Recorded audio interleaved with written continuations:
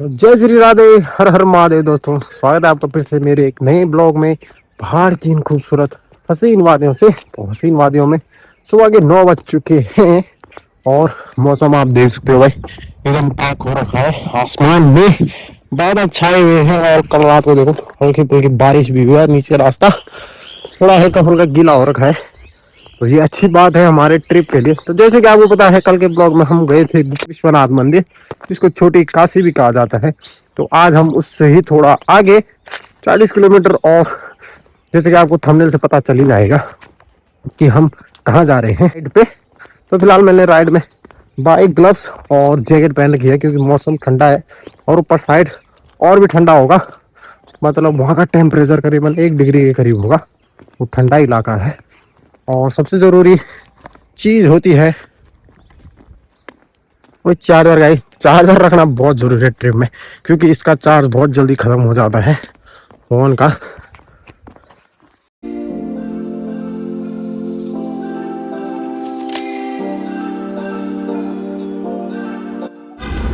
तो फिलहाल गाइस मैं पहुंच चुका हूँ अपनी गाड़ी पे और यहाँ देखो गाड़ी के कवर में बहुत सारा पानी इकट्ठा हो रहा भाई। तो इससे लगता है कि बारिश बहुत आई है। अरे पीले पीले दिख रहे होंगे आपको, ये पेड़ों के वो होता है, फूलों के कंप्रेसर बोलते हैं इनको, यानी कि नए नए फूल निकले होंगे उनके।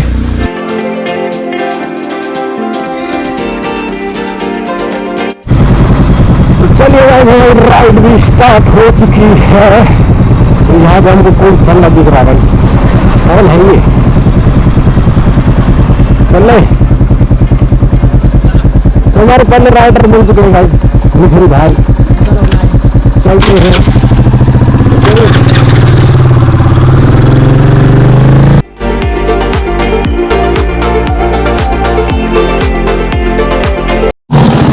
तो अभी हम पहुंचे हुए भाई अपने पहले मार्केट में, यानी कि अगस्तमुनि में। फल वाले ब्लॉग में देखा था आपने। तो इस रूट पे आपको बहुत सारे मार्केट मिलेंगे। तो ये पहला मार्केट है अगस्तमुनि, आगे चंद्रपुरी मिलेगा, धीरू मिलेगा। तो भाई अभी हम चंद्रपुरी से थोड़ा आगे पहुंचे हैं जहाँ पे काम चल रहा है भाई। यहाँ पे थोड़ी देर मैंने बंद कर रखा है। अभी हमारे साथ दूसरे राइडर भी जुड़ चुके हैं भाई। यहाँ पे हम 3 हो गए हैं, 3 साथ यहाँ 3 नहीं है। तो थोड़ा देर यहाँ पे वेट करना।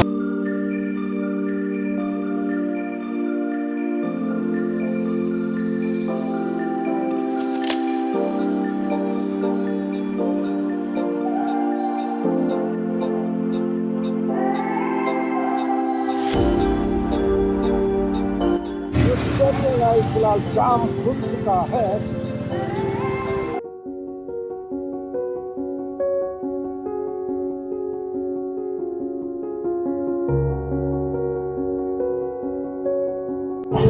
तो अभी हम कुंड पहुंच चुके हैं। तो ये वाली रोड जो हमने कल वाले ब्लॉग में बताया था, वो चली जाती है मुख्य मठ के लिए, यानी कि चोपड़ा घाट नाथ के लिए। और इस रोड में हम जा रहे हैं, ये जाती है गुप्त काशी केदारनाथ घाट की ओर। हम पहुंच चुके हैं गुप्त काशी में। तो इस केदार घाट के एरिया का सबसे बड़ा मार्केट है और एक मुख्य मार्केट भी है केदारनाथ यात्रा का। यहाँ में हम कल भी आएंगे, काशी विश्वनाथ टेम्पल में। तो वह भी हम गुप्त काशी को पार करके आगे आ चुके हैं। तो गुप्त काशी से यहाँ आने तक बीच में आपको बहुत जगह पे बहुत सारी खराब रोडें मिलेंगी और बीच बीच में तो कैसे हो आप? बिल्कुल बढ़िया। तो बीच बीच में ऐसी खतरनाक रोडें मिलेंगी जहाँ पे आपकी मतलब इतनी खतरनाक क्या है कि 2-3 जगहों पे जहाँ पे गाड़ी स्लिप होने का बहुत ज्यादा डर है। बाकी रोड में यहाँ पे आते आपको संकरी रोडें मिलने शुरू हो जाएंगी। और पीछे आप देख सकते हो झरना, इसका आनंद आप ले सकते हो इस राइड में। फिलहाल हम यहाँ पे टी ब्रेक के लिए रुके हुए हैं। पीछे भी मस्त से ढाबे हैं, तो इस रोड पे आपको कहीं भी खाने पीने की दिक्कत नहीं होने वाली है, क्योंकि इस रास्ते पूरे ढाबे और होटलों से भरे हुए हैं भाई। तो फिलहाल आज हमारी चाय बन चुकी है, चाय रेडी है। 3 राइडर हो चुके हैं। तो यहाँ पे हम चाय का आनंद लेते हैं और फिर आगे का सफर तय करेंगे। और यहाँ आते आते भाई हल्की सी धूप भी लगने बैठ गई है। हम सोच रहे थे यहाँ बर्फ पड़ेगी, लेकिन भोले बाबा ने नहीं चाहा, इसलिए धूप आ गई है थोड़ी हल्की बहुत। तो चाय भी ले आई। और कुछ नहीं।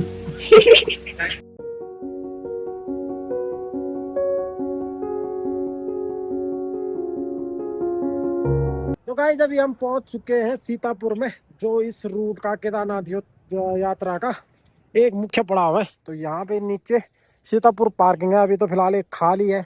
तो कुछ महीनों बाद ये भी फुल भर जाएगी, जैसे ही यात्रा शुरू हो जाएगी। तो यहाँ सीतापुर आते आते बीच में रोड बहुत संकरी हो जाती है, और कई जगहों पर रोड अभी नहीं बन रही है। तो जैसे जैसे यात्रा आती जाएगी तो रोड भी बारिश के टाइम में तो बहुत ही खराब हो जाती है आगे की रोड।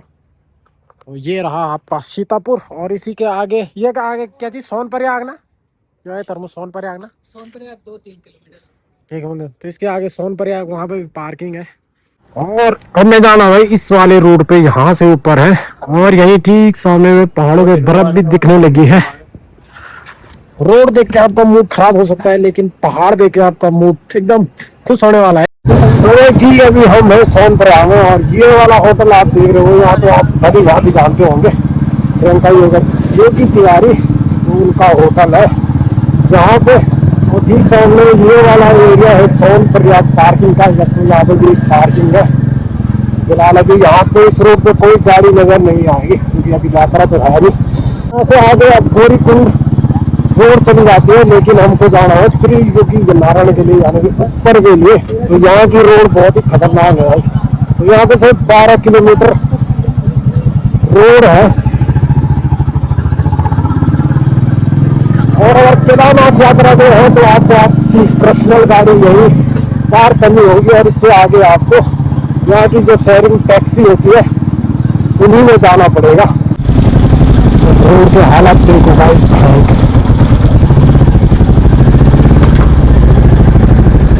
और जहाँ देखो गाइस मलाई बन रही है, मलाई थोड़ा सा ब्रेक मारा और आपकी चकमन हो जाएगी नीचे।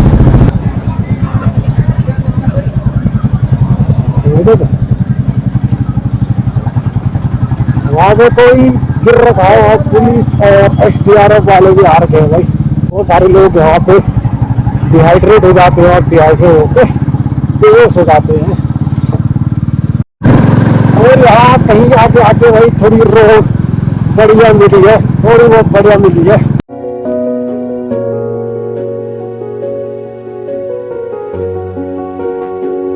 तो अभी हम पहुंच चुके हैं त्रिजुगी नारायण, लास्ट जहाँ स्टॉप है वहां पे।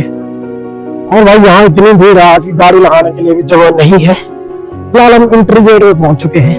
तो ये रहा त्रिजुगी नारायण टेम्पल का एंट्री गेट, और एंट्री गेट से अंदर जाते ही आपको दुकानें मिल जाएंगी, जहाँ पे आपको प्रसाद वगैरह के लिए थाली मिल जाएगी। हम भी चलते हैं भाई अंदर के लिए, हेलो भाई। जैसे अब आप भाई अंदर के लिए पहुंचेंगे तो यहाँ पे आपको सीधे मंदिर मिल जाएगा।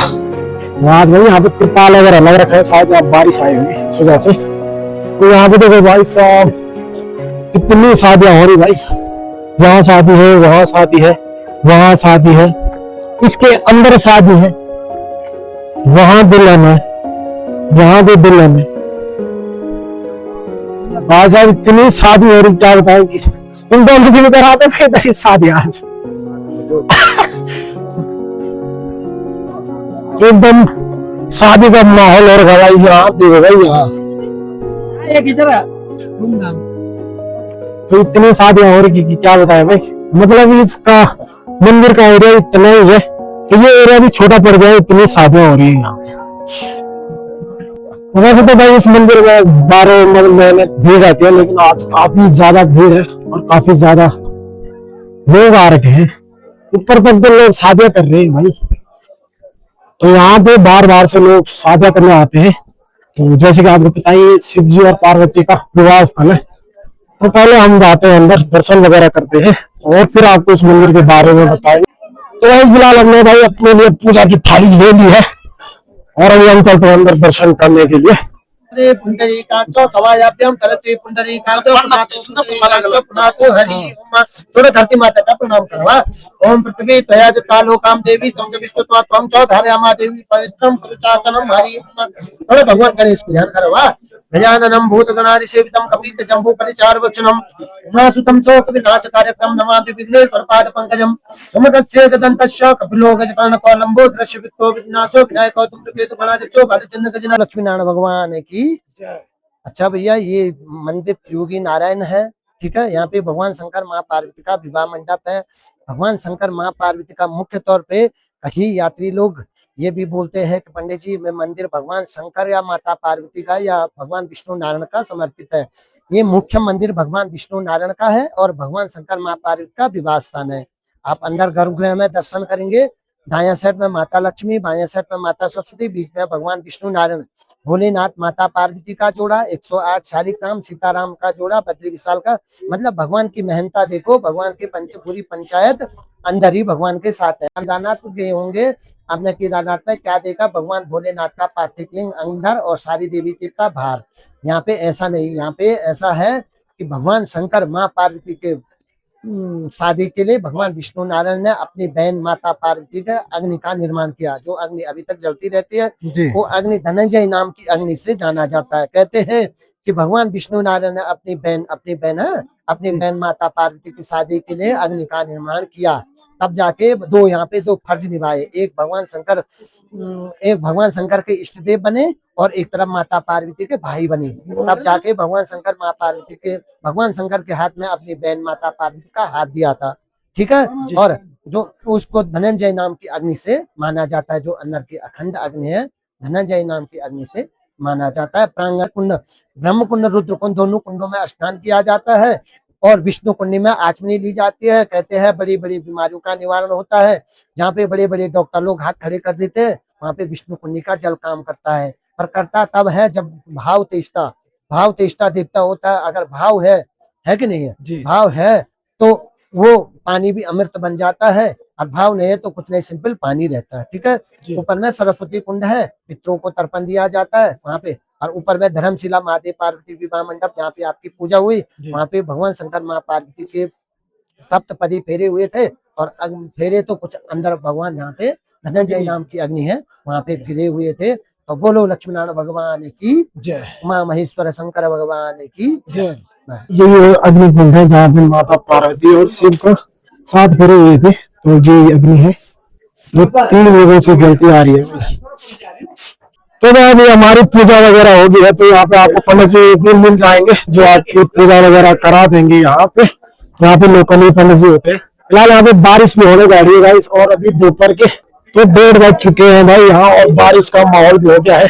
तो मैं लगा था बर्फ पड़ेगी, पर माहौल थोड़ा गर्म है यहाँ की, तो क्या बोलते हैं उसका मौसम गर्म है, इस वजह से बर्फ नहीं है। तो इतने में यहाँ पिछली बार ही तक इसमें बर्फ की, जब हम पिछले साल इसी महीने यहाँ आए थे, तो यहाँ पूरे मंदिर में बर्फ पड़ी हुई थी। तो हमें मंदिर में प्रसाद दिया जाता है। तो ये अंदर अग्नि कुंड की जो राख होती है उसको यहाँ पे मुख्य तौर पर प्रसाद के रूप में दिया जाता है।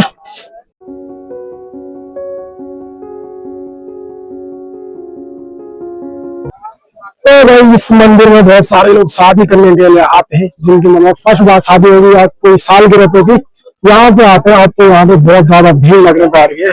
पहले यहाँ इतनी भीड़ नहीं थी जब तक मुझे पता नहीं थी, लेकिन अब ये एक वेडिंग डेस्टिनेशन बन गई है। गया 10 भी होगी, 10 से ज्यादा तकरीबन 30-40 शादियां तो आज ही देख ली गाइस। यहाँ पे ना बहुत सारी शादियां हो रही भाई। तो और आप यहाँ पे शादी करना चाहते हैं तो आपको रजिस्ट्रेशन कराना होगा। तो मैं आपको पीछे इस क्लिप में उनके नंबर वगैरह दे दूंगा, तो आप उसमें संपर्क कर सकते हैं यहाँ के समिति से और अपना रजिस्ट्रेशन करा सकते हो। सामने वाले पहाड़ों का मौसम देखिएगा, यहाँ लग रहा है कि बर्फ पड़ने वाली है इस साइड को, और ठीक इस साइड है केदारनाथ घाटी जहाँ पे भी बादल लगे हुए हैं। तो हो सकता है आज यहाँ भी बर्फबारी हो। फिलहाल मौसम तो हो रखा है बर्फबारी का, और अभी हम जा रहे हैं चाय पीने के लिए। मौसम ठंडा हो गया, चाय पी ले। और यहाँ पे कब्जा होते हैं गाड़ी, हम आए थे यहाँ पे कब्जा क्यों, मुझे लगा था ना वहाँ पे चार्जिंग वो माय गॉड, तो फोन चार्ज करके हैं गाइस। और भाई मानते हैं कि त्रिजुगुण नारायण में आपकी शादी में अगर बारिश हो जाए तो सोने पे सुहागा होता है, क्योंकि उस दिन आपकी शादी में सारे देवगण उपस्थित हो जाते हैं। तो ऐसे मानते हैं। तो फिलहाल हम निकल रहे हैं घर की ओर। तो आई गाइस आपको ये ब्लॉग अच्छा लगा होगा, तो ऐसे ही उत्तराखंड में मस्त मस्त जगह की ब्लॉग के लिए लाइक करें, शेयर करें, सब्सक्राइब करें मेरे चैनल को, और मिलते हैं आपको अगले ब्लॉग में।